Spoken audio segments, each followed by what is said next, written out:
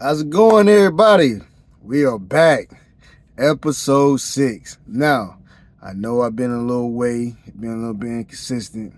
Had a little things going on in my personal life. Those of you don't know, I'm a truck driver. As you can see in my background, I'm driving a truck. So, if you're watching this on YouTube, um, so just a quick little rundown on what's been going on. I had to get some stuff repaired on this truck, and any truck drivers out there, y'all know, man, this stuff happens, stuff break down. You gotta sit for a little bit. So, yeah, but I'm back. We back running. I'm able to keep going, able to keep providing for my family. Thank the Lord. Now, I hope that y'all were able to get through the previous 5 episodes. And like I said it before in previous episodes, this is Ways of Unity Podcast, and we're here to read the whole Bible. So if those of you, this is your first time listening, I want to say thank you for coming along and on this journey with us as we read the whole Bible. Now, I don't know how long this is going to take. I don't know. It may take a year, 2 years. I don't know. But once we get through it, this will be something that you'll be able to provide for your children, your family, friends, strangers, anybody out there that struggles reading the Bible. Even I struggle reading the Bible. So we all can struggle together. I want y'all to know that I'm Dominique. I'm not a preacher, no pastor, no bishop, none of that stuff. I'm nothing dealing with any religious.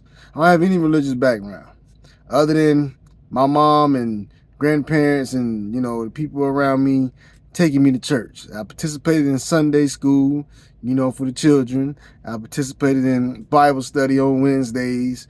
I was in the kids choir. I did the teenager thing where the teenagers read the Bible and go out and have fun. We went bowling. So I've done things in church. You know what I mean? But I'm 28 years old, and I'd be lying to y'all right now if I told y'all that I've been in church a lot since being a kid. I haven't. But I always kept God first. I always believed in God. I have actually listened to the whole Bible all the way through before. But this time I wanted to read it for myself all the way through and hear myself say these words out loud. So, with that being said, I appreciate y'all for being on this journey with me. And I look forward to reading y'all comments, y'all following along, or, whatever the case may be. We on this journey together. I'm a sinner just like you. None of us is perfect. Ain't none of us gonna try to be perfect. So I want you to bring you and your sinful ways along with me and my sinful ways, and we gonna grow together, and we gonna go read this Bible together, and we gonna learn about God, and we gonna learn how much God really loves us despite our wrongs. And just because he loves us despite our wrongs, but how can we fix our wrongs? You know what I mean? To help us get back better. So it's never too late to get on this journey with God. So that's all I'm here for. And y'all hold me accountable. I hold y'all accountable. We hold each other accountable, and we grow together. All right. So now we gonna get right back to it. We about to get ready to finish Genesis up. I know we getting close to the end. The last episode we stopped at Genesis 32. Now we about to pick up on Genesis 33. Now, you can read whatever translation that works for you. I was reading the New Living Standard, the New Living Translation, I think.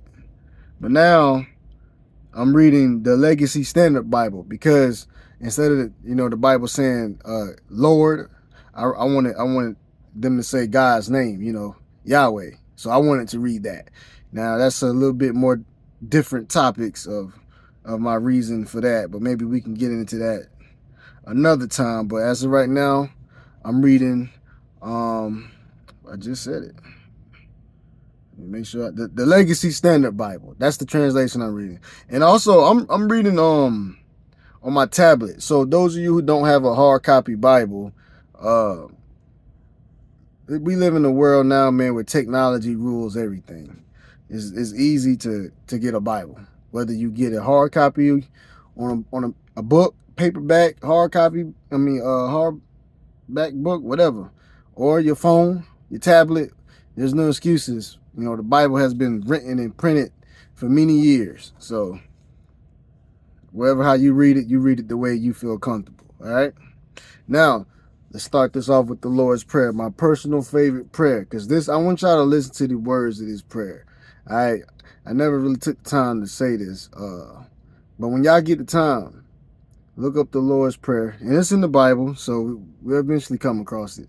But if you listen to the words of the Lord's Prayer, it touches on pretty much everything, you know, dealing with life. You know, for people doing you wrong, for you doing wrong, for sinful ways to, you know, it touches everything. Protection, all of that. So, we finna start off with the Lord's Prayer. Some people say it a little bit different because there's so many different translations. Depends on what translation you read it in the Bible. That's how, you know, the Lord's Prayer is given. But the Lord's Prayer was taught to me by my mother and my grandmother, and the way they taught me how to say it. I don't know what translation it came from yet, but I'll figure it out. But anyway, let's get to it.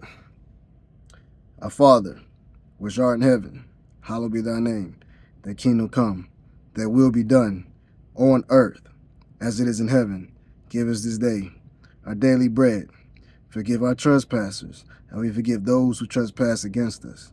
Lead us not into temptation, but deliver us from evil.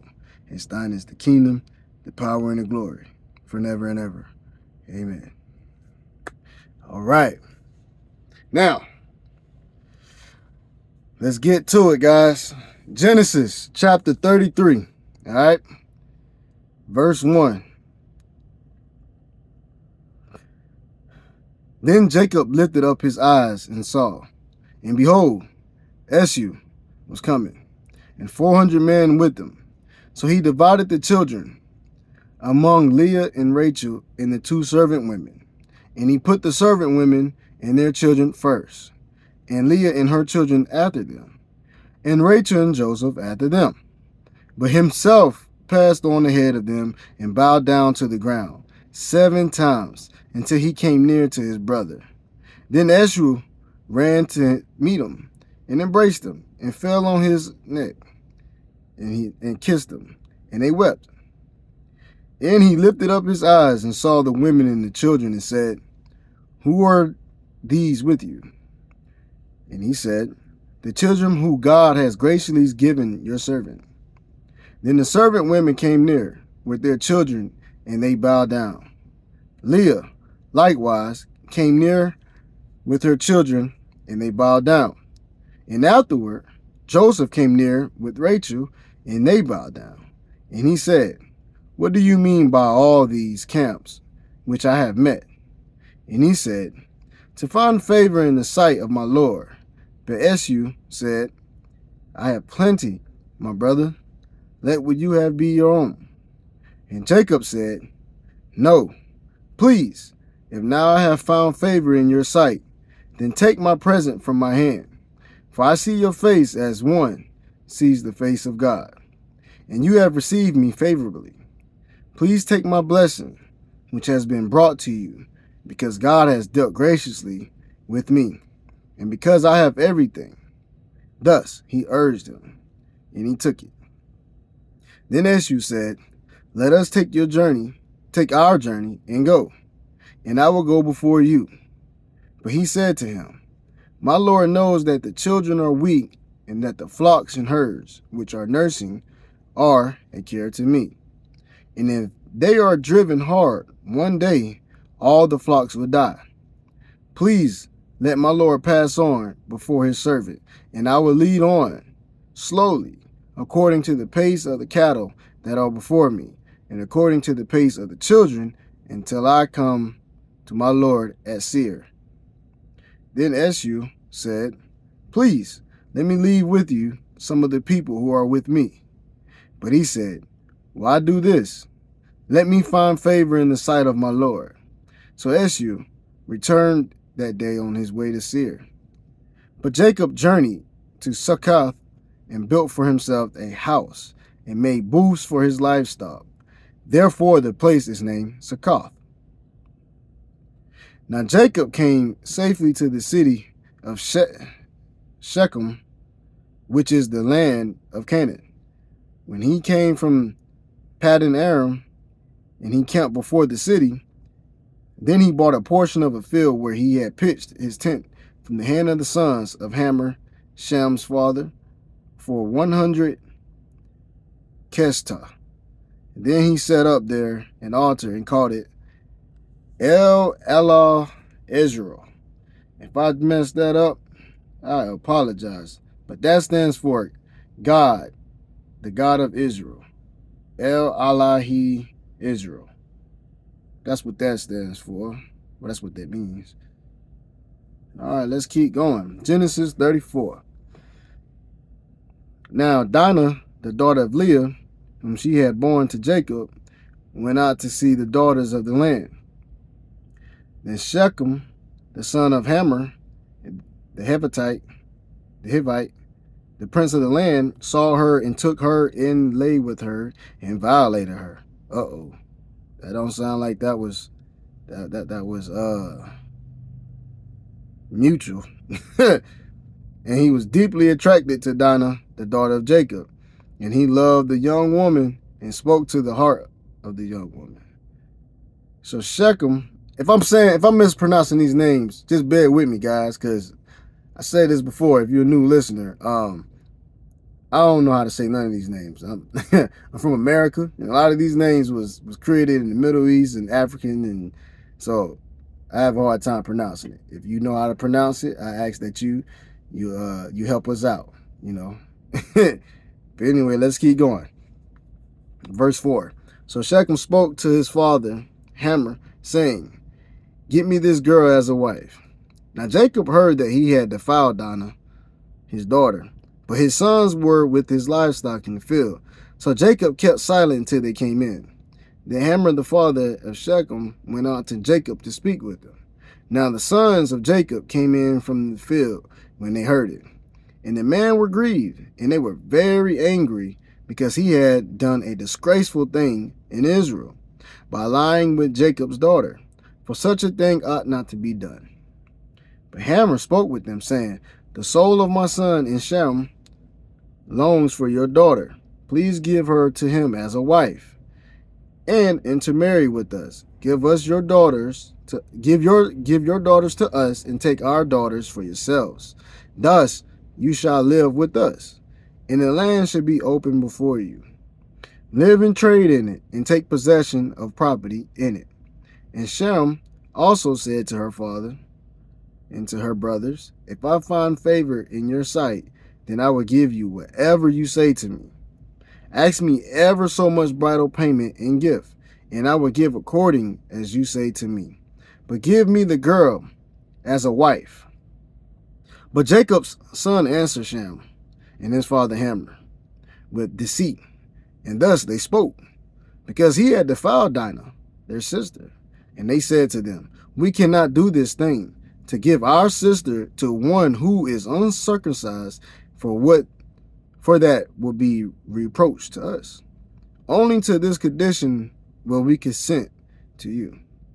If you will become like us, and that every male among you be circumcised, then we will give our daughters to you, and we will take your daughters for ourselves, and we will live with you and become one people. But if you will not listen to us to be circumcised, then we will take our daughter and go." Now their words seemed good in the sight of Hamor and Shem, Hamor's son. So the young man did not delay to do the thing, because he was delighted with Jacob's daughter. Now he was more honored than all the household of his father. So Hamor and his son Shem came to the gate of their city and spoke to the men of their city, saying, "These men are peaceful with us. Therefore, let them live in the land and trade in it. For behold, the land is large enough for them. Let us take their daughters for us as wives, and give our daughters to them.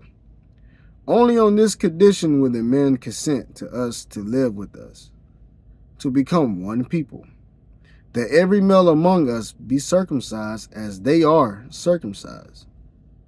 Will not their livestock and what they acquire in all their cattle be ours? Only let us consent to them, and they will live with us, And all who went out of the gate of his city listened to Hammer and to his son Shem. And every male was circumcised, all who went out of the gate of his city. Now, it happened on the third day, when they were in pain, that two of Jacob's sons, Simeon and Levi, Dinah's brothers, each took his sword and came upon the unsuspecting city and killed every male. Whoa. Yeah. Them brothers said, man, y'all think that we was just going to let y'all get away with that? What y'all did to our sisters? Hey, man, it just let y'all know that back in the day, it still was ruthless, like how it is today. A brother will kill you today for messing up his sister's life like that. Yeah, so this is only nature. Let's keep going. All right, verse 26. And they killed Hammer and his son Shem with the edge of the sword and took Dinah from Sham's house and went away. Dang, they killed the daddy and the son too. They killed everybody. Jacob's son came upon the slain and plundered the city because they had defiled their sister. They took their flocks and their herds and their donkeys and that which was in the city and that which was in the field. And they captured and plundered all their wealth and all their little ones and their wives, even all that was in the houses. Then Jacob said to Simeon and Levi, you have brought trouble on me by making me odious among the inhabitants of the land, among the Canaanites and the Perizzites, and my men being few in number, they will gather together against me and strike me, and I will be destroyed, I and my household. But they said, should he treat our sister as a harlot? So Jacob like, hey man, y'all about to set off a war, and I ain't got the numbers to handle what's about to come. But them brothers like, hey, y'all ain't finna just be, they ain't finna get away with what they just did to our sister. We with all the smoke. Let's keep going. All right, man. Chapter 35. Then God said to Jacob, arise, go up to Bethel and live there, and make an altar there to God, who appeared to you when you fled from your brother Esau. So Jacob said to his household and to all who were with him, put away the foreign gods which are among you, and cleanse yourselves and change your garments. Let us arise and go up to Bethel, and I'll make an altar there to God, who answered me in the day of my distress and has been with me wherever I have gone. So they gave to Jacob all the foreign gods, which they had in the rings which were in their ears, and Jacob hid them under the oak which was near Shem. Then they journeyed on, and there was a terror from God upon the cities which were around them, and they did not pursue the sons of Jacob. So Jacob came to Luz, that is Bethel, which is the land of Canaan, he and all the people who were with him, and he built an altar there and called the place El Bethel, because their God had revealed himself to him when he fled from his brother. Then Deborah, Rebekah's nurse, died, and she was buried below Bethel under the oak. It was named Allon Bakuth. Let's see what that means. Lit oak of weeping. That's what Allah Bakuth means. So, hey, this go back to favor ain't fair. Somewhere in the Bible, we're going to read again about God having favor over certain people.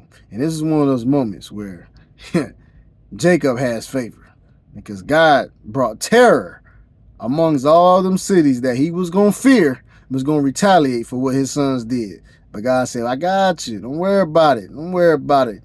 Go over here and I'll take care of them. And that's what happened. So let's keep going. Verse 9.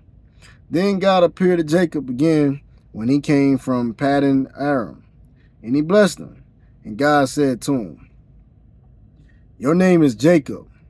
Your name shall no longer be called Jacob, but Israel shall be your name. Thus he called his name Israel. God also said to him, I am God Almighty. Be fruitful and multiply.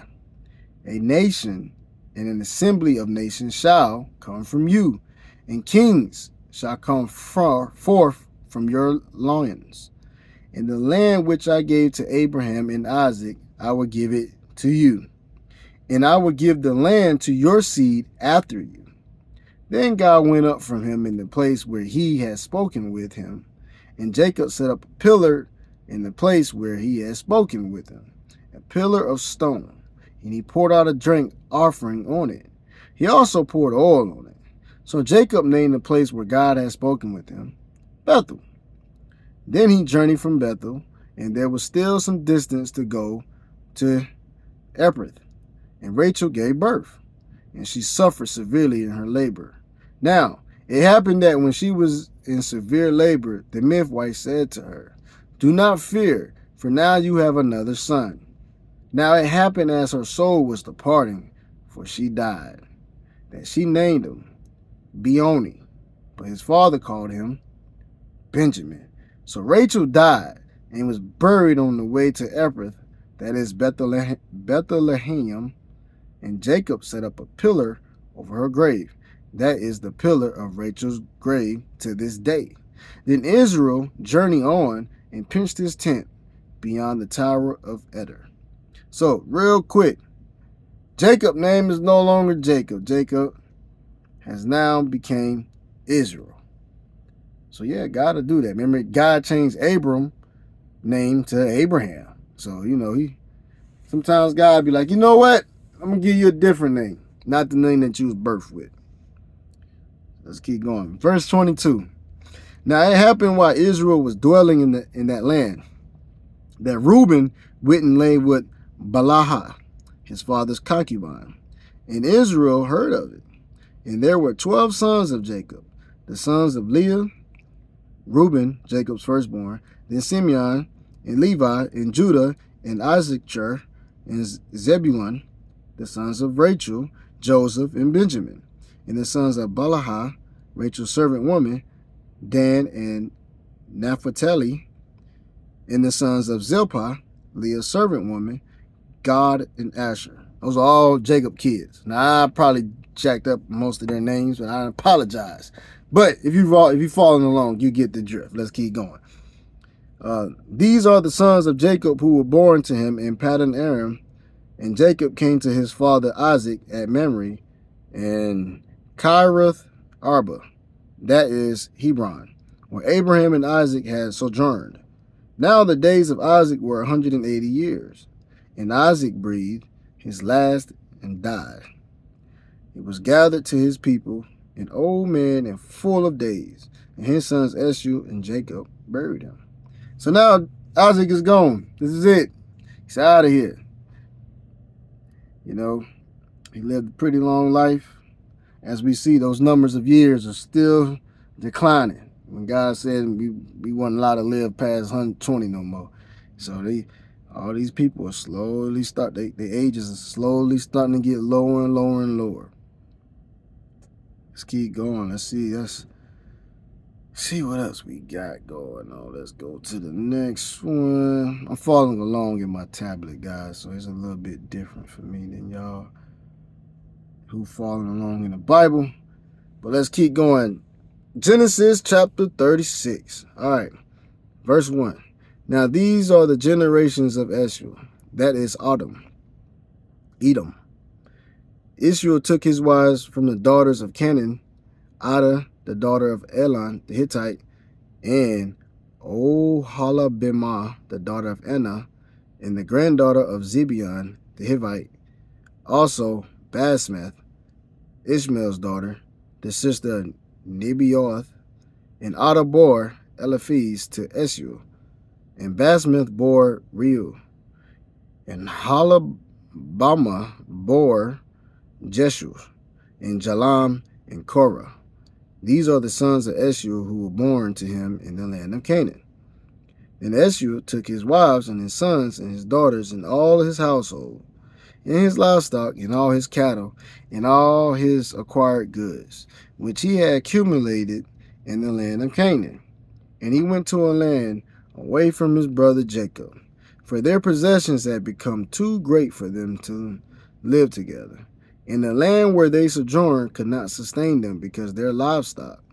So Esau lived in the hill country of Seir. Esau is Edom. These then are the generations of Esau, the father of the Edomites, in the hill country of Seir. These are the names of Esau's sons: Eliphaz, the son of Esau's wife Adah; Reuel, the son of Esau's wife Basmath. The sons of Eliphaz were Teman, Omar, Zephu, and Gatam, and Keniz. Timnah was a concubine of Esau's son Eliphaz, and she bore Amalek to Eliphaz. These are the sons of... All right, guys, we get into one of these parts again where we're about to start reading all these names that come from Esau's, all these generations and whatnot. So I'm about to scroll past these names because I'm going to be honest with you, I can't pronounce them. So I'm about to allow y'all to sit up here and listen to me jack these names up because I don't know how to say them. So I'm about to scroll through it real quick to make sure we don't miss nothing important. Okay?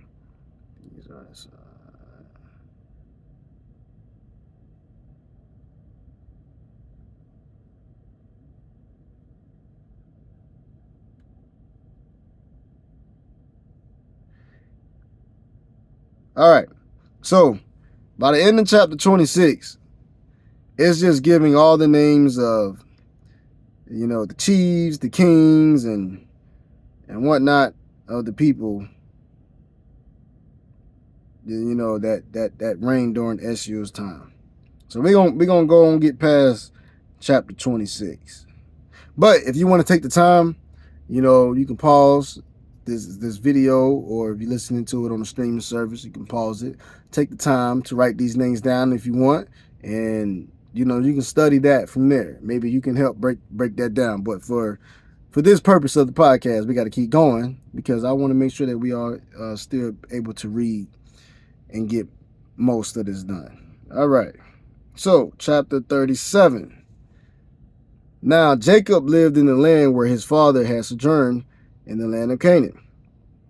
These are the generations of Jacob. Jacob, when 17 years of age, was pasturing the flock with his brothers while he was still a youth, along with his sons of Bahah and the sons of Zepah, his father's wives. And Joseph brought back an evil report about them to their father. Now Israel loved Joseph more than all his sons because he was the son of his old age. And he made him a varicolored tunic. And his brothers saw that their father loved him more than all his brothers. So they hated him and could not speak to him in peace.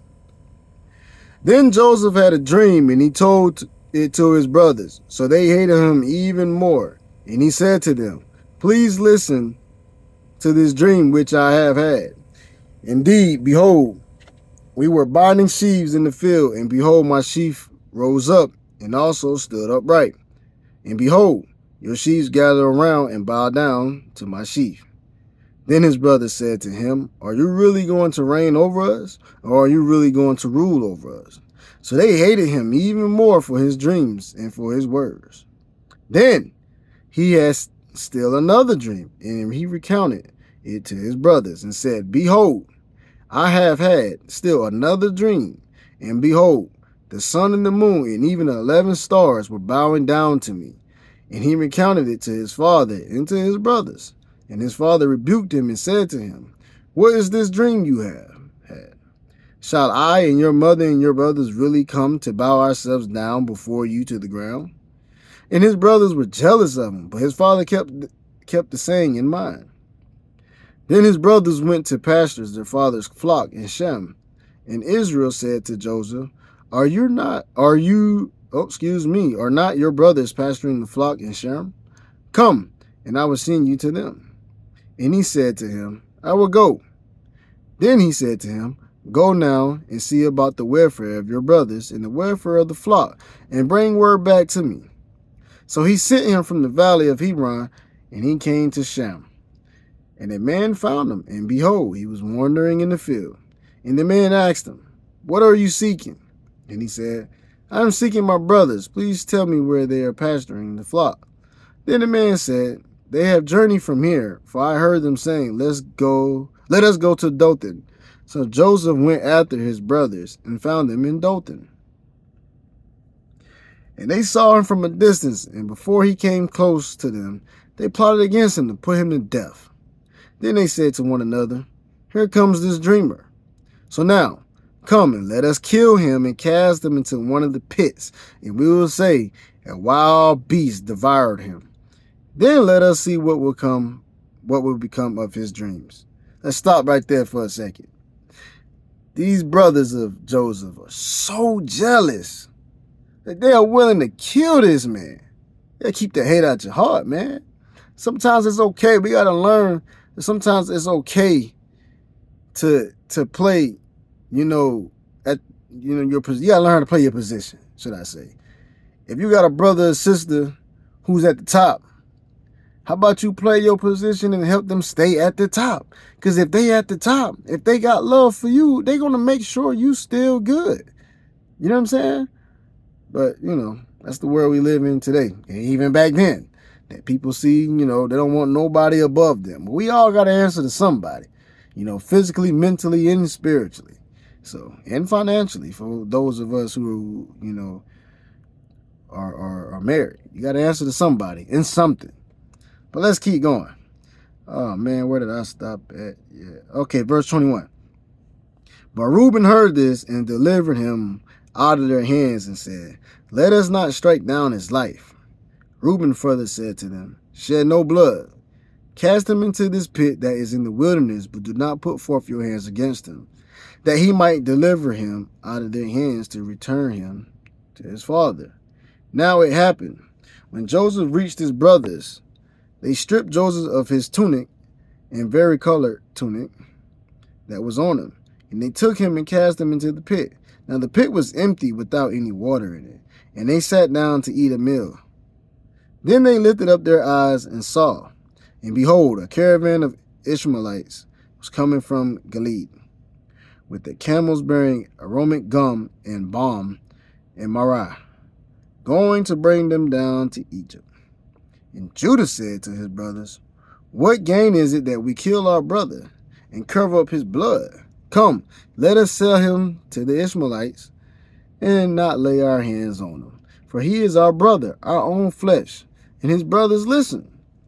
Then some Midianite traders passed by, so they pulled him up and lifted Joseph out of the pit and sold Joseph to the Ishmaelites for 20 shekels of silver. Thus they brought Joseph into Egypt. Then Reuben returned to the pit, and behold, Joseph was not in the pit. So he tore his garments. Then he returned to his brothers and said, The boy is not there. As for me, where am I to go? So they took Joseph's tunic and slaughtered a male goat and dipped the tunic in the blood. And they sent the varicolored tunic and brought it to their father and said, We found this. Please recognize it, whether it is your son's tunic or not. And he recognized it and said, It is my son's tunic. A wild beast has devoured him. Joseph has surely been torn to pieces. So Jacob tore his clothes and sackcloth and put a sackcloth on his loins and mourned for his son many days. Then all his sons and all his daughters arose to comfort him. But he refused to be comforted. And he said, Surely I will go down to Sheol in mourning for my son. So his father wept for him. Meanwhile, the Midianites sold him in Egypt to Potiphar. Potiphar, let's say that. Pharaoh's officer, the captain of the bodyguard. All right, so that was chapter 37. And what this was pretty much Joseph's brothers plotted on against them to kill him. At first, they left Reuben in the dark. Reuben came up with a plan. Reuben said, Well, look, how about y'all just put him in the pit? Let me come back and I'll save him. All right. But the other brothers was like, we see some people coming. How about instead of us killing them and shedding blood, how about we sell them over here to these people? They're from Egypt. So that's what they did to Joseph. But they didn't even realize, man, how much their father really loved Joseph. And that led to Jacob, also known as Israel, to being pretty much torn to pieces, man, as any father would who love their kid. You know what I mean? Especially this being, Jacob's favorite son. But yeah, man, that's where we're going to stop at right now, man. Genesis 37. So I just want to say I appreciate y'all for taking the time to listen. And if you haven't by now, follow the Ways of Unity page on Instagram. It's ways.of.unity. All right. If you want to follow my personal Instagram, it should be dom.lee7. I gotta verify that, but if that's not it, I apologize. But anyway, wherever you listen to this podcast at, make sure you like, subscribe, follow it. Continue to listen. You know what I'm saying? If there's anything that you want to help us break down, comment that on the social media pages or on the YouTube page. And help us understand more. Like I said, I'm just a regular guy reading, so some of this stuff I don't know. I'm learning as I read it. So if you already read the Bible or very confident in what we're reading, help us out. Break these scriptures down for us so we can all learn. All right. Well, that's the end of this episode. I appreciate y'all for listening, and I'll see y'all again, man. All right. Ways of Unity. Ways of Unity is about bringing people together in all types of different ways. When you think about waves, you think about the ocean. So many waves out there. You can think about sound waves. But at the end of the day, these waves touch. They start from somewhere and it keeps going. So my job is to bring so many people to waves of unity so we can all come together. You know what I mean? It's a lot of negative things going out here in this world. I'd rather for us to find us a little group. I don't care if it's just 2 of us, just me and you, whoever you are listening. Or it can be hundreds of us, thousands. It don't matter. I'm happy with just one. It don't matter. So appreciate y'all. Appreciate you. All right. Peace.